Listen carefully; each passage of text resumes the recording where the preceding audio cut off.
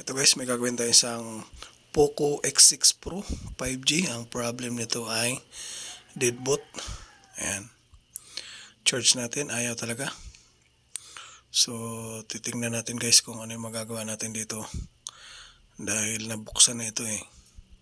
Ayan o, nabuksan na siya guys. So, titingnan natin kung ano magagawa natin.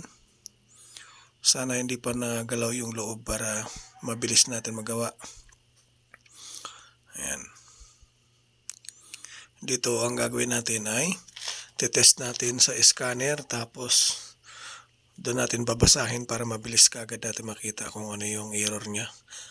Ayan, malinis pa siya guys. Hindi pa siya nagalaw.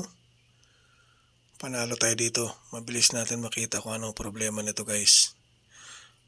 Ayan, shorted. So, grounded siya guys.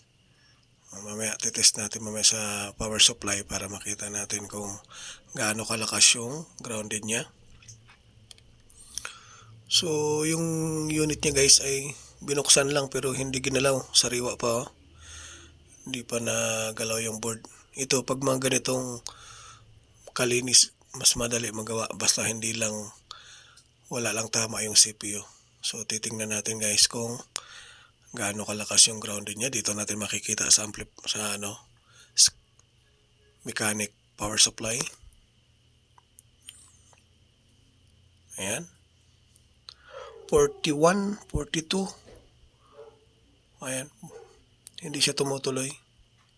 So mababa siya masyado, pero madali lang mahanap to guys. Ayan, bali 42 ampere yung shorted niya. So tatanggalin muna natin yung mga camera, tapos babaklasin natin yung mga nito, yung mga takip. Ayan, yung mabilisang solusyon nito guys. Ayan. Ayan guys, malinis na malinis pa siya. So tayo pa lang magbabakbak. Ayan, tatanggalin natin yung mga takip para mabilis natin makita kung ano yung possible error. Ayan, kasi hindi natin makikita pag yung in-scan natin siya guys tapos may takip, hindi natin makikita.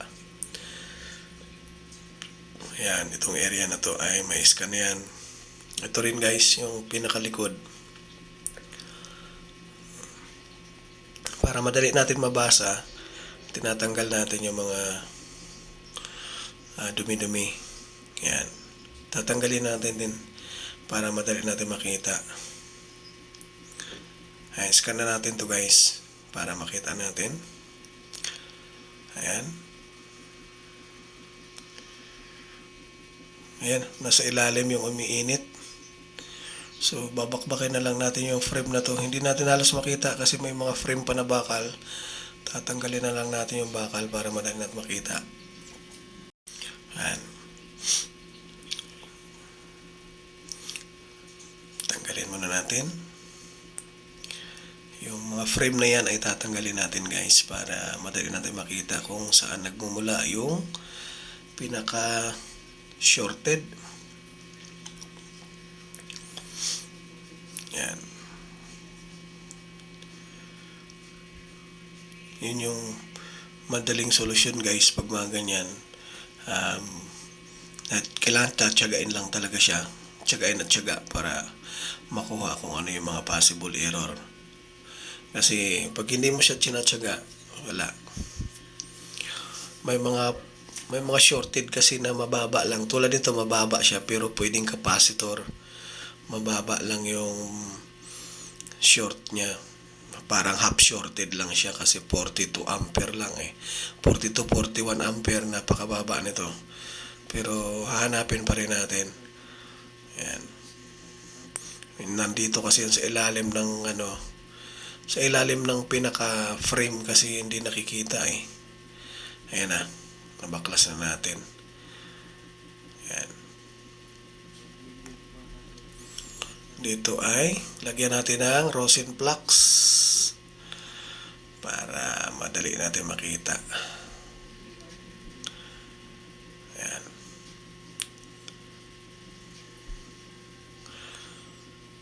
Tapos charger yung gagamitin ko guys ha. Ayan, charger yung gagamitin natin. Ayan. Titignan natin kung mapapalabas ba natin. Ayan. Rosin flux yung ginamit natin. Tapos yung ginamit ko guys kasi half shorted, charger yung sasaksak ko dito. Hindi yung power supply. Saksakan natin ang charger para malaman natin kung alin dito yung sunog, yung sira na capacitor. Ayan, nakakonect na yung battery guys. Ayan, tingnan natin. Bugs, ayan na, lumabas guys. Yung capacitor lang oh. Yan lang yung problema. Pinatay na yung unit mo. Ayan. Ulitin lang natin. Kasi half shorted to, ang ginawa ko, hindi ako gumamit ng power supply kasi hindi niya madidetect yun. So, charger ang ginamit natin guys para mabilis maglabas. Ayan. Kita na kagad. So, tatanggalin lang natin siya guys para mawala na yung half shorted. Ayan. Tanggal lang natin. Okay na yan. So, capacitor lang yun tinanggal natin. Wala na tayo. Hindi na natin dadagdagan yan. Support lang naman yun eh. Ayan. Balik na natin. At balik natin lahat. Para matest na natin kung gagana ba talaga yung ginawa nating half shorted. Kasi yung ganong procedure guys, pag ang gamit natin power supply, hindi niya ma-identify ng mabilis kasi mahina nga yung binabato niya na shorted.